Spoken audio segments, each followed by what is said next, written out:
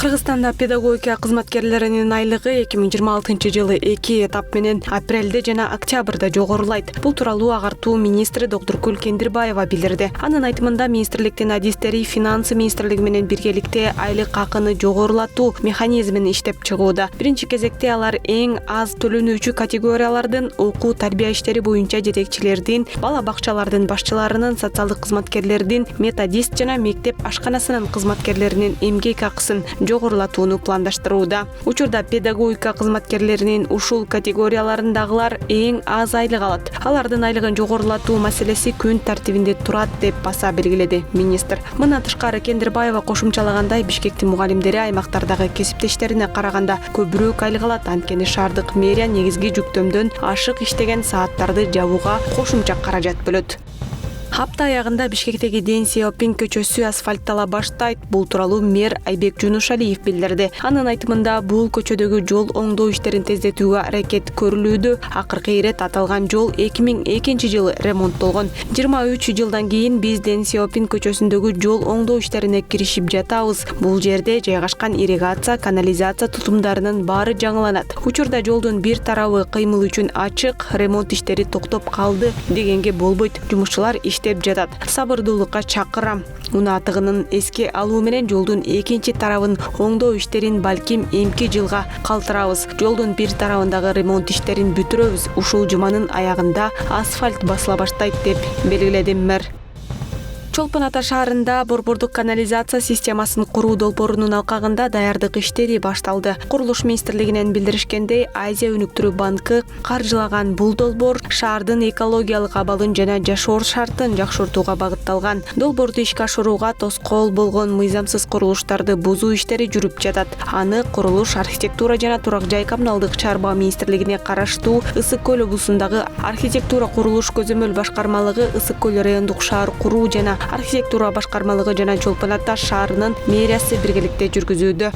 Шанхай кызматташтык уюму 19 өлкөнүн уюмга кошулуу же статусун өзгөртүү тууралуу арызын карап жатат. Бул тууралуу уюмдун башкы катчысы Нурлан Эрмекбаев Известияга берген маегинде билдирди. Азыркы учурда 19 өлкө уюмдагы статусун өзгөртүү же мүчө мамлекет, өнөктөш же байкоочу катары кошулуу боюнча арыз берген. ШКУ коомчулугу буга чейин 27 мамлекетти түзгөнүн эске алсак, бул уюмдун жагымдуулугу жогору экенин, анын максаттары жана милдеттери дүйнөдөгү көптөгөн мамлекеттердин кызыкчылыктарына дал келерин айгинелейт, деди башкы катчы. Белгилей кетсек, быйыл ШКУнун саммити Кытайдын Цзянзин шаарында 31 августтан 1 сентябрга чейин өттү. Ага 20дан ашык мамлекеттин жетекчилери жана 10 эл аралык уюмдун өкүлдөрү катышты. Саммиттин жыйынтыгында кызматташуу боюнча 15 документке кол коюлду. Бишкекте 25 сентябрдан тарта электробустар каттайт. Муниципалитеттен билдиришкенде, электробустар алгачкы этапта номер 4-10, 11 каттамдарда каттай баштайт. Ал эми номер 14, 66 жана 33 каттамдарга электробустарды чыгаруу кийинки апта ичи пландаштырылууда. Айта кетсек, номер 66 жана номер 33 каттамдары жаңыдан киргизилген багыттар. Ал эми 11 номердеги каттам мурдагы троллейбустун кыймыл чиймеси жаңыртылып, эми заманбап электробустар менен теленет. Эскерте кетсек, 2025 жылдын башында Кытайдан 120 жаңы электробус алынып келинип, мурдагы троллейбус башкармалыгынын ордуна депо 1 жана депо 2 толук реконструкцияланып, толугу менен электробустарды тейлөөгө ыңгайлаштырылган. 57 гектар аянтты элеген жаңы Достук айылында учурда 181 үй тургузулду. Бул тууралуу Баткен райондук мамлекеттик администрациясынын басма сөз кызматынан билдиришти. Маалыматка ылайык, Кыргызстан менен Тажикстандын чек арасын тактоо иштеринин алкагында көчүрүлгөн Достук айылынын тургундары үчүн Баткен районунун чет булак аймагында жаңы Достук айылында турак үйлөр курулууда. 181 үй 6 катарга жайгашкан. Негизги көчөгө асфальт төшөлөт. Ички жолдордун жалпы узундугу 10 чакырымды түзөт. Турак үйлөрдүн чатыры жабылып, эшик терезелери орнотулган, жылытуу системалары коюлган. Ар бир үйдө 3 бөлмө, зал, ашкана жана жуунуучу жай бар. Аймакта азыр электр мамылары орнотулуп, чубалгылар тартылып жатат. Учурда 275 орундуу мектеп, 100 орундуу бала бакча жана фельдшердик акушердик пунктунун курулушу үчүн жер иштери жүргүзүлүүдө. Жаңы конушка Баткен районунун Ак Татыр жана Самаркандык айыл аймактарынын районунда тургундары жайгаштырылаары айтылды. Курулуш иштеринин жүрүшү менен президенттин Баткен облусундагы ыйгарым укуктуу өкүлү Айбек Шамянов жана Баткен районунун акими Данияр Иманалиев таанышышты. Маалым болгондой, курулуш иштери аяктоо алдында турат.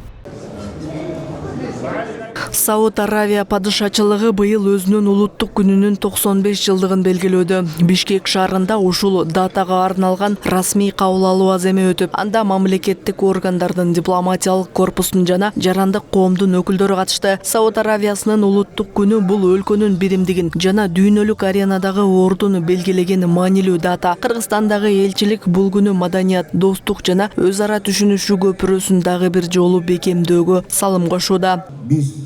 Сауд Аравия падышалыгы менен саясий, соода-экономикалык, инвестициялык жана маданий гуманитардык мамилелерди алдыга жылдырууга чоң маани беребиз. Мындан тышкары, биз соода-экономикалык кызматташууга өзгөчө басым жасайбыз. Бул багыттагы кызматташтыкты өнүктүрүү үчүн бизде баардык мүмкүнчүлүктөр бар. Кыргыз Республикасынын социалдык өнүктүрүү тармагына зор салымын кошкон Сауд өнүктүрүү фондунун Кыргызстандагы маанилүү ордун белгилеп кетмекчимин. Бул мамилелер эки өлкөнүн кызыкчылыктарын коргоп, регионалдык жана эл аралык деңгээлде туруктуулукту бекемдөөгө салым кошот. Сауд Аравия менен Кыргызстандын ортосундагы достук жана кызматташтык карым-катнаштары экономикалык өнүгүүгө, инвестицияларды тартууга жана маданий алмашууга шарт түзүп, эки элдин биримдигин чыңдоодо маанилүү ролду ойнойт. ونقدم التهاني والتبريكات لسيدي خادم الحرمين الشريفين الملك سلمان بن عبد العزيز. Сауд Араб падышалыгы мындан 95 жыл мурун падыша Абдулазиз Аль Сауд тарабынан түптөлүп, андан кийин анын жолун анын уулдары жолун улап бүгүнкү күндө силер көрүп тургандай акыбалга келди. Азыркы учурда ушул өз түптөлгөндөн бери Сауд Араб падышачылыгы дүйнөлүк мамлекеттердин арасында өзүнүн татыктуу ордун таба алды десем болот. Аябай кандай көп бул эмгекти талап кылды, көп жетишкендиктерге жетиштик. Кыргыз Республикасы менен Сауд Араб падышалыгынын ортосунда акыркы учурларда эки тараптуу мамилелер аябай жакшы өнүгүп атат. Бул дагы эки элдин пайдасына болуп жатат. Биз буга аябай кубанычтабыз. حتى عهد سيدي خادم الحرمين الشريفين. Ош шаарындагы Валентина Терешкова атындагы мектепте мамлекеттик тил күнү белгиленди. Иш чарада мамлекеттик тилдин маанилүүлүгү белгиленип, азыркы учурда бул багытта жүргүзүлгөн иштер айтылды. Ошондой эле кыргыз тилинин өнүгүшүнө салым кошкон мугалимдер жана билим берүү мекемелери Ош шаардык мэриянын ардак грамоталары жана акчалай сыйлыктар менен сыйланышты. Бир жыл ичинде шаардагы пландаштырылган мамлекеттик тил мыйзамын ишке ашыруудагы мамлекеттик жана муниципалдык мекемелер, ошондой эле жарандык активисттер, ошондой эле мамлекеттик эмес уюмдар, ошондой эле биздин жарандар тарабынан кандай ишке ашырылып жатат, ошол боюнча комиссия атайын өзүнүн ишин жүргүзүп, жыйынтыктап жана сыйлоо аземи өткөрүлдү. Мамлекеттик тил күнү Ош шаарынын бардык мектептеринде, мекеме ишканаларында да белгиленди. Көп улуттуу Агахан орто мектебинде мамлекеттик тил күнү өзгөчө белгиленди. Окуучулар бул күнгө атайын даярдык менен келишкен.